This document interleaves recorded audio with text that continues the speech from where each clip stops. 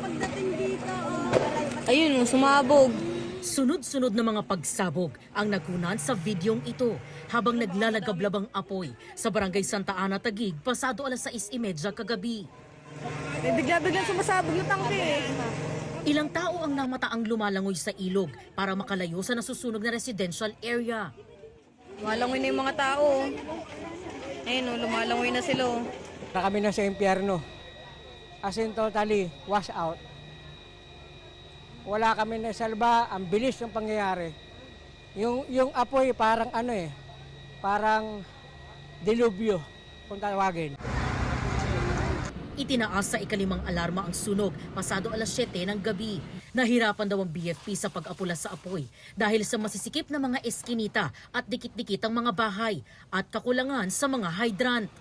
Pinakamalaking factor talaga kung bakit lumawak yung ating sunog dito ay dahil sa lakas po ng hangin na nanggagaling sa lawa ng Laguna de Bay.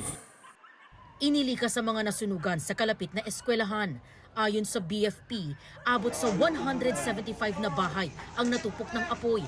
Nasa 350 na pamilya o mahigit 700 individual ang apektado. Ang 81 anyos na si Lola Dolores na naka-wheelchair, pinagtulungan daw ilabas sa nasusunog na bahay. Ako malaking apoy talaga doon sa dulo. Gusto ko. Ang sabi ko, anak ko, Panginoon ko, iligtas po niyo kami sa apoy. Hindi ako makahinga sa init. Ako, Diyos ko. Sabi na nung ang bumbero, buhati ko na kayo, binuhat ako. Nailigtas naman ng pamilya ni Hilda ang mga alaga nilang aso. Sobrang bilis ng pangyayari. Nung sigaw-sigaw na sa akin yung asawa ko na kunin na lang daw yung mga papeles, mga ganyan-ganyan. Yun lang nakuha namin yung papeles. Sabi ko, wait lang, sasalba ko lang itong mga alaga namin. Tapos yung mga damit, wala. Walang namatay o malubhang nasaktan sa sunog ayon sa BFP. Nasa 3.75 million pesos ang tinatayang pinsala ng sunog. Inaalam pa ang sanhi ng apoy na tuluyang naapula pasado 2:00 ng madaling araw. EJ Gomez, Nakatutok, 24 Oras.